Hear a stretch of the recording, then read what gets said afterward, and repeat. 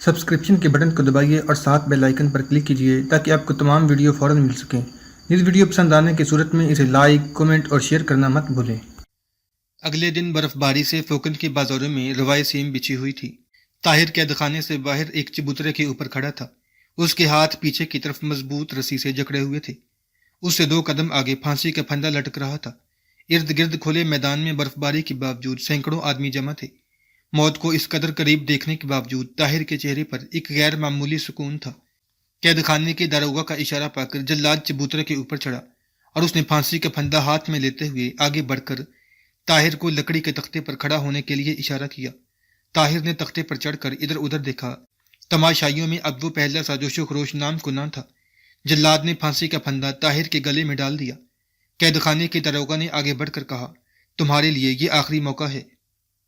اگر کوئی ایسی خواہش ہو جسے ہم پورا کر سکتے ہوں تو بیان کرنے میں کوئی حرج نہیں۔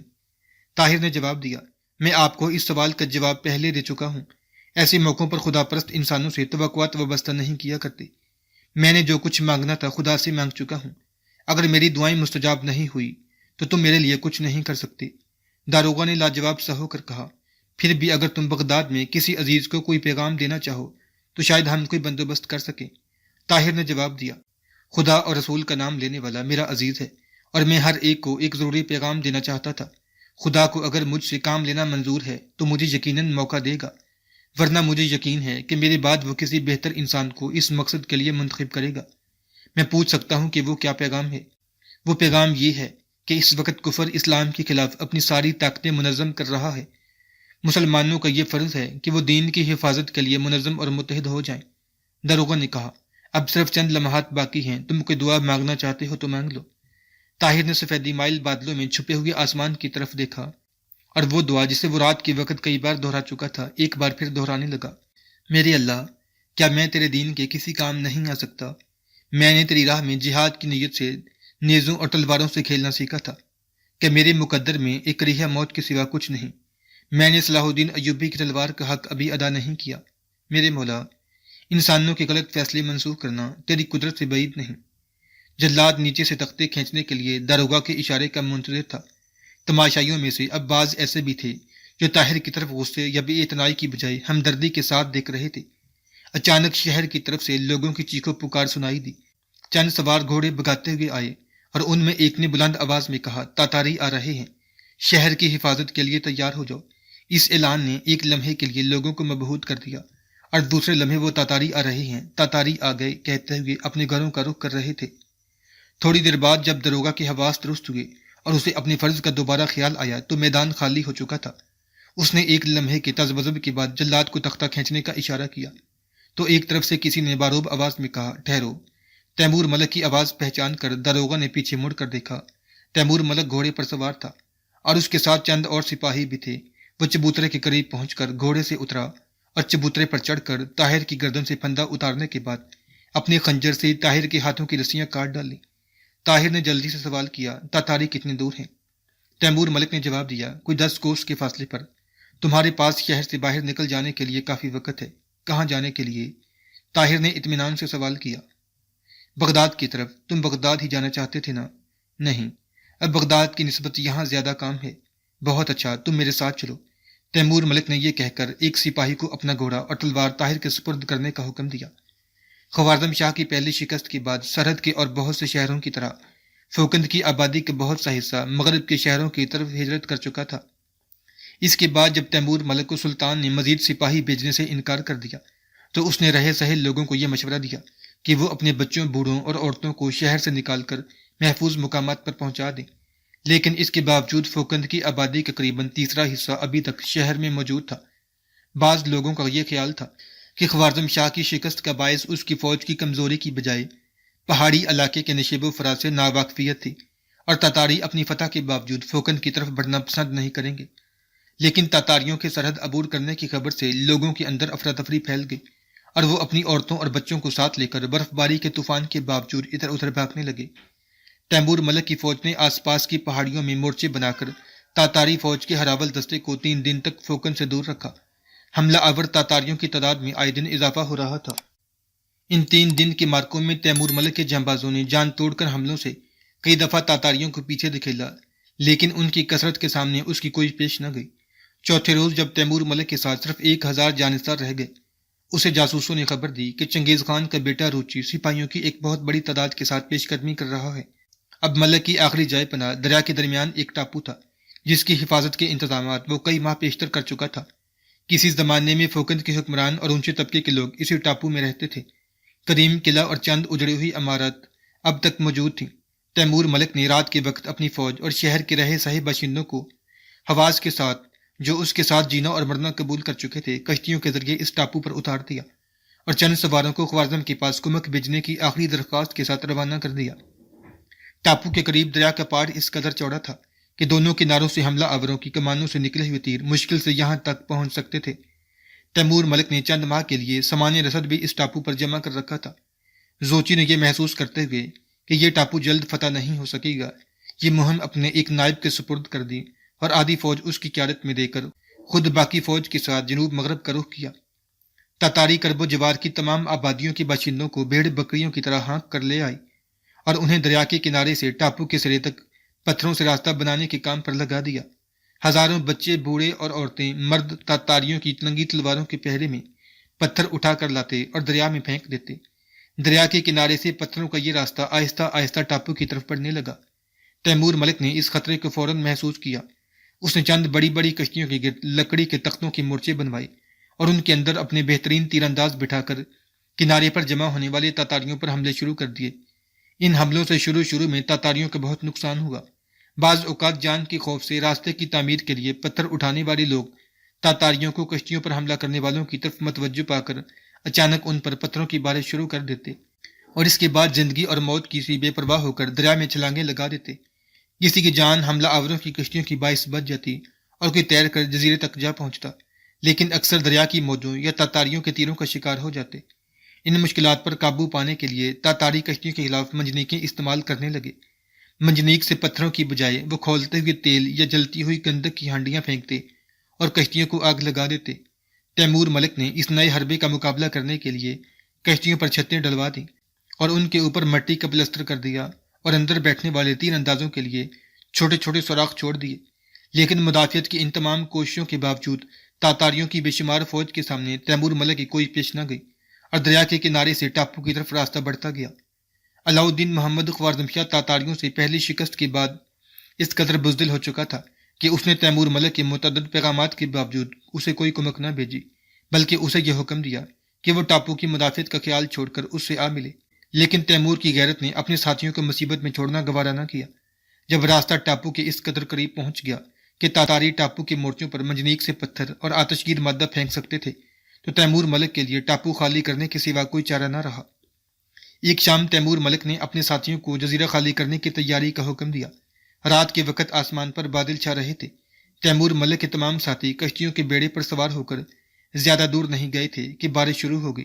تیمور ملک نے بادلوں کے باعث رات کی بڑھتی ہوئی تاریکی کو اپنے لیے تائید غیبی سمجھا تھا، لیکن بارش ہونے کے بعد جب بجلی بھی چمکنے لگی تو اسے خدشہ محسوس ہونے لگا کہ اگر کنارے کی چوکیوں کے تاتاری باخبر ہو گئے تو اسے بہت بڑی تباہی کا سامنا کرنا پڑے گا۔ آدھی رات کے بعد اسے معلوم ہوا کہ اس کا خدشہ غلط نہ تھا۔ بجلی کی چمک میں اسے دونوں کناروں پر تاتاری سواروں کے دستے دکھائی دیے۔ تھوڑی دور آگے جا کر ان کی ہمراہ پیادہ سپاہیوں کی اچھی خاصی تعداد دکھائی دی۔ تیمور ملک کی کشتی پر اس کی فوج کے چیدہ چیدہ افسر سوار تھے۔ اس نے ان کا مشورہ طلب کیا۔ سب کی متفق رائے یہ تھی کہ گھنے جنگل میں پہنچ کر کشتیاں کنارے لگا دی جائیں۔ تاریکی میں اگر تاتاریوں سے مقابلہ ہوا بھی تو بعض آدمیوں کو چھپ چھپا کر ادھر ادھر بھاگ جانے کا موقع مل جائے گا۔ تیمور ملک نے سب کی رائے سننے کے بعد کہا، طاہر اب تک خاموش ہے، میں اس کی رائے بھی سننا چاہتا ہوں۔ کشتی کے کونے سے جواب ملا، میرے خیال میں ہمارے لیے دو ہی راستے ہیں۔ پہلا یہ کہ ہم کنارے پر کسی جگہ پاؤں جما کر آخری دم تک لڑیں۔ جنگل ہو یا میدان، یہ تمام علاقہ تاتاریوں سے پٹا پڑا ہے اور ہمارے لیے بھاگنے کے راستے بہت کم ہوں گے۔ ایسی صورت میں اگر ایک جان کے بدلے دو نہیں تو ایک جان لینے کا قائل ہوں۔ اگر کسی ایک جگہ دریا کے کنارے اترنے کے بعد ادھر ادھر بھاگتے ہوئے دشمن کے تیروں کا شکار ہونا ہے تو بہتر یہی ہے کہ ہم اپنے تیر پیٹھ پر کھانے کی بجائے سینے پر کھائیں۔ دوسرا راستہ یہ ہے کہ ہر ایک یا آدھ کوس پر ایک کشتی پیچھے چھوڑ دی جائے اور جب دوسری کشتیاں آگے جائیں تو اس کے سوار اتر جائیں اور خالی کشتی کو پانی میں دھکیلتے جائیں۔ تاتاری یقیناً بیڑے کے ساتھ چلتے رہیں گے اور پیچھے رہنے والی کشتیوں کے سواروں کو جان بچانے کا موقع مل جائے گا تعاقب کرنے والوں کو غلط فہمی میں مبتلا رکھنے کے لیے ہم بیڑے پر سے بجلی کی روشنی میں تیر چلاتے رہیں گے۔ اس صورت میں طلوع سحر تک ہمیں ادھر ادھر بھاگنے کا موقع مل جائے گا۔ آخری چند آدمیوں کو شاید اپنی کشتیاں کنارے تک لگانے کا وقت نہ ملے، اس لیے ضروری ہے کہ وہ بہترین تراک ہوں۔ طاہر کی دوسری تجویز کے ساتھ سب نے اتفاق کیا، لیکن تیمور ملک نے یہ خدشہ ظاہر کیا کہ خالی کشتی جب دریا میں دھکیلی جائے گی تو یہ ممکن ہے کہ وہ باقی بیڑے کی طرح منجدار میں چلتی رہے۔ بیڑے کی تعداد برقرار رکھنے کے لیے اسے بیڑے کے ساتھ شامل کرنا ضروری ہے۔ اس مقصد کے لیے باقی بیڑے کی رفتار کم کی جا سکتی ہے، لیکن یہ بھی ضروری ہے کہ وہ کنارے سے دور رہے، اور کشتی خالی ہونے کی صورت میں یہ دونوں باتیں مشکل ہیں۔ تھوڑی دیر کی بحث کے بعد یہ طے ہوا کہ ہر کشتی پر ایک رضاکار ایسا ہو جسے تیرنا آتا ہو اور جو سواریوں کو کنارے پر اتار کر خالی کشتی لے آئے۔ بارش تھم چکی تھی، بادلوں کی پھٹی ہوئی سیاہ چادر میں سے کہیں کہیں ستارے جھانک رہے تھے۔ ایک گھنے جنگل میں پہنچ کر پہلی کشتی کو پیچھے چھوڑ دیا گیا، اور تھوڑی دیر کے بعد جب یہ کشتی اپنی سواریوں کو کنارے پر چھوڑ کر بیڑے سے آ ملی اور اس میں سوار ہونے والے رضاکار نے اپنے ساتھیوں کے بچ نکلنے کا یقین دلایا، تو دوسری کشتی پیچھے چھوڑ دی گئی۔ رات کے آخری پہر بیڑے کی کشتیوں پر صرف 30 رضاکار سوار تھے اور باقی کناروں پر اتر چکے تھے۔ کناروں پر تعاقب کرنے والے تاتاری سواروں کے گھوڑوں کی ٹاپوں کی آواز بدستور آ رہی تھی۔ تیمور ملک نے رضاکاروں کو تھوڑے تھوڑے فاصلے پر یکی بعد دیگرے دریا میں کود کر کنارے پر پہنچنے کا حکم دیا، اور جب تمام کشتیاں خالی ہو گئیں تو اس نے اپنے آخری ساتھی سے جو اس کشتی میں سوار تھا کہا، طاہر اب وقت ضائع نہ کرو، کشتیاں منتشر ہو رہی ہیں، ان میں سے کوئی کنارے جا لگی تو تاتاری باخبر ہو جائیں گے، اب جلدی کرو، اگر تم تیرنا نہیں جانتے تو ایک کشتی کنارے پر لگا دو۔ طاہر نے جواب دیا، میں تیرنا جانتا ہوں، لیکن آپ؟ تیمور ملک نے مغموم آواز میں کہا، مجھے ڈوبتے ہوئے جہاز کے ملاح کا فرض ادا کرنے دو، جب تم کنارے پر پہنچ جاؤ گے تو میں بھی اپنی جان بچانے کی کوشش کروں گا۔ طاہر کو تذبذب کی حالت میں دیکھ کر تیمور ملک نے کہا، میں حکم عدولی کو اچھا نہیں سمجھتا، جلدی کرو۔ طاہر نے جواب دیا، میں آپ کے حکم کی تعمیل سے انکار نہیں کرتا، لیکن میری ایک خواہش ہے۔ تیمور ملک نے جواب دیا، میں اب کسی خواہش کو پورا کرنے کے قابل نہیں ہوں، کہو کیا کہتے ہو، لیکن وقت ضائع نہ کرو، اب پو پھٹنے والی ہے۔ طاہر نے کہا، آپ وعدہ کریں کہ اس کے بعد اگر زندگی میں کبھی مجھے آپ سے کوئی درخواست کرنے کا موقع ملے تو آپ اسے رد نہیں کریں گے۔ تیمور ملک نے جواب دیا، تم اپنے آپ کو ایسے وعدے کا حقدار ثابت کر چکے ہو، جو میں ایک کی بجائے تمہاری 2 درخواستیں قبول کرنے کا وعدہ کرتا ہوں۔ طاہر خدا حافظ کہہ کر آہستہ سے پانی میں اترا اور کنارے کی طرف تیرنے لگا۔ رات بھر کی سردی اور بے آرامی سے اس کا جسم شل ہو رہا تھا۔ دریا کا پانی ناقابل برداشت حد تک ٹھنڈا تھا۔ وہ جوں توں کر کے کنارے پر پہنچا تو اسے ایک اور مصیبت کا سامنا کرنا پڑا۔ چند سوار کنارے پر سے گزر رہے تھے۔ طاہر کنارے پر گرے ہوئے ایک درخت کی جڑ پکڑ کر کچھ دیر پانی میں چھپا رہا، اور جب یہ سوار گزر گئے تو اس نے باہر نکلنے کی کوشش کی، لیکن اب اسے پیادہ سپاہیوں کے چند دستے دکھائی دیے۔ طاہر کا جسم بالکل سن ہو چکا تھا۔ جب وہ بھی گزر گئے تو ان کے پیچھے کچھ فاصلے پر اسے پھر گھوڑوں کی ٹاپ سنائی دی۔ طاہر کی قوت برداشت جواب دے چکی تھی۔ وہ جلدی سے باہر نکلا، ایک درخت کے تنے کا سہارا لے کر کھڑا ہو گیا۔ کنارے پر گھنے درختوں اور تاریکی کی وجہ سے تاتاری یکے بعد دیگرے منتشر اور غیر منظم صورت میں آگے بڑھ رہے تھے۔ طاہر نے کچھ سوچ کر نیام سے تلوار نکال لی۔ جب 15-20 سوار گزر گئے تو اسے کنارے سے ایک طرف زیادہ گھنے درختوں کے درمیان ایک گھوڑے کی آہٹ سنائی دی۔ وہ درختوں کی شاخوں کو ادھر ادھر ہٹاتا ہوا دبے پاؤں آگے بڑھا۔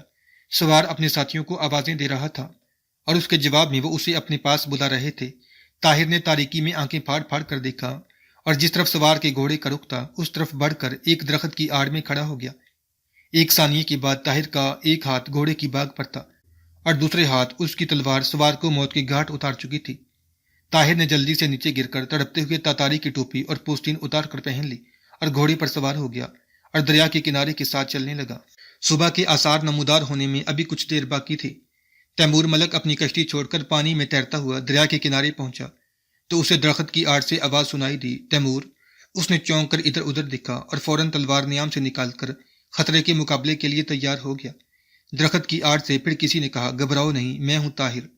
تیمور ملک جلدی سے درخت کے قریب پہنچا۔ طاہر گھوڑے کی باگ تھامے کھڑا تھا۔ تیمور ملک نے جلدی سے کہا، گھوڑا حاصل کر لینے کے بعد بھی تم یہاں کھڑے ہو؟ تیمور نے اطمینان سے جواب دیا، یہ گھوڑا آپ کے لیے ہے، اب جلدی کریں۔ تیمور نے جواب دیا، میں اپنے مقدر کی دلدل سے نکلنے کے لیے کسی کی لاٹھی چھیننا نہیں چاہتا۔ طاہر نے جواب دیا، آپ میری 2 درخواستیں قبول کرنے کا وعدہ کر چکے ہیں اور یہ پہلی درخواست ہے۔ تیمور ملک نے لاجواب سا ہو کر کہا، یہاں بحث کرنا ٹھیک نہیں، آؤ میرے ساتھ۔ طاہر اپنے ہاتھ میں گھوڑے کی باگ تھامے تیمور کے ساتھ چل دیا۔ کنارے سے کوئی 300 گز دور پہنچ کر تیمور رکا اور کہنے لگا، کیا مجھ سے وعدہ لیتے وقت تمہاری نیت یہی تھی؟ ہاں۔ تمہیں یقین تھا کہ تمہیں گھوڑا مل جائے گا اور تم مجھے پیش کرو گے۔ یہ میرا ارادہ تھا، خدا کا شکر ہے کہ برا ہوا۔ تیمور ملک نے طاہر کے ہاتھ سے گھوڑے کی باگ پکڑ لی اور اس پر سوار ہو کر کہا، تم میرے پیچھے بیٹھ جاؤ۔ طاہر نے جواب دیا، اس طرح ہم دونوں رہ جائیں گے۔ تیمور ملک نے کہا، خدا پر اس قدر بھروسہ رکھنے والے انسان کو مایوس نہیں ہونا چاہیے۔ شاید تمہاری وجہ سے میں بھی بچ جاؤں۔ جلدی کرو، تاتاریوں کی آوازیں آ رہی ہیں، شاید انہوں نے خالی کشتیاں دیکھ لی ہیں۔ طاہر فوراً تیمور ملک کے پیچھے بیٹھ گیا۔ کوئی 200 کوس جنگل عبور کرنے کے بعد پہاڑیوں کا سلسلہ شروع ہوا۔ طاہر نے گھوڑے کی تھکاوٹ محسوس کر کے چند بار اترنے کی خواہش ظاہر کی، لیکن تیمور ملک نے ایک نہ سنی۔ سورج کی پہلی شعاع کے ساتھ ایک تنگ گھاٹی سے گزرتے ہوئے طاہر نے پیچھے مڑ کر دیکھا تو تاتاری سواروں کا ایک گروہ سرپٹ آتا ہوا دکھائی دیا۔ طاہر نے کہا، وہ ہمارے تعاقب میں آ رہے ہیں، خدا کے لیے مجھے اتار دیجیے، میں اس گھاٹی پر انہیں روک سکتا ہوں، آپ کو بچ نکلنے کا موقع مل جائے گا۔ تیمور ملک نے گھوڑا روکے بغیر پوچھا، وہ کتنے ہیں؟ 7۔ تو میں بھی تمہارے ساتھ اترتا ہوں، لیکن کون کہہ سکتا ہے کہ ان کے پیچھے لشکر نہیں ہوگا؟ یہی وجہ ہے کہ میں تمہیں اکیلا نہیں چھوڑ سکتا۔ طاہر نے کہا، آپ میری 2 درخواستیں پورا کرنے کا وعدہ کر چکے ہیں، اور میری دوسری درخواست ہے کہ آپ مجھے اتار دیں، لیکن میں اپنے لیے تمہارے اس اصرار کی وجہ پوچھ سکتا ہوں۔ طاہر نے جواب دیا، خوارزم تاتاریوں کے سیلاب کے سامنے آخری چٹان ہے، اور اس چٹان کو آپ جیسے محافظ کی ضرورت ہے۔ میں آپ پر احسان نہیں کرتا، عالم اسلام کی ایک خدمت کرنا چاہتا ہوں۔ خوارزم شاہ کو چند بزدل مشیروں نے ناکارہ بنا دیا ہے، آپ اس میں زندگی کی روح پھونک سکتے ہیں۔ تیمور ملک نے جواب دیا، میں صرف سپاہی ہوں، تلوار سے کاٹنا جانتا ہوں، قوم میں زندگی کی روح پھونکنا تم جیسے لوگوں کا کام ہے، تم جاؤ، میں گھوڑے سے اتر کر ان کا راستہ روکتا ہوں۔ طاہر نے کہا، اپنا وعدہ نہ بھولیے، مجھے خدا پر بھروسہ ہے، ہم ایک بار پھر ملیں گے۔ طاہر یہ کہتے ہوئے بھاگتے ہوئے گھوڑے سے نیچے اتر گیا۔ تیمور ملک نے گھوڑا روک لیا اور کہا، تمہارے ترکش میں کتنے تیر ہیں؟ طاہر نے جواب دیا، 5۔ تیمور ملک نے اپنا ترکش اتار کر اس کی طرف پھینک دیا اور کہا، 6-7 اس میں بھی ہوں گے، کاش خوارزم کی فوج میں تم جیسے 500 سپاہی اور ہوتے۔ تیمور ملک نے گھوڑے کو سرپٹ چھوڑ دیا اور طاہر تنگ گھاٹی کے موڑ کے قریب چند گز پہاڑی کے اوپر چڑھ کر ایک پتھر کی آڑ میں بیٹھ گیا۔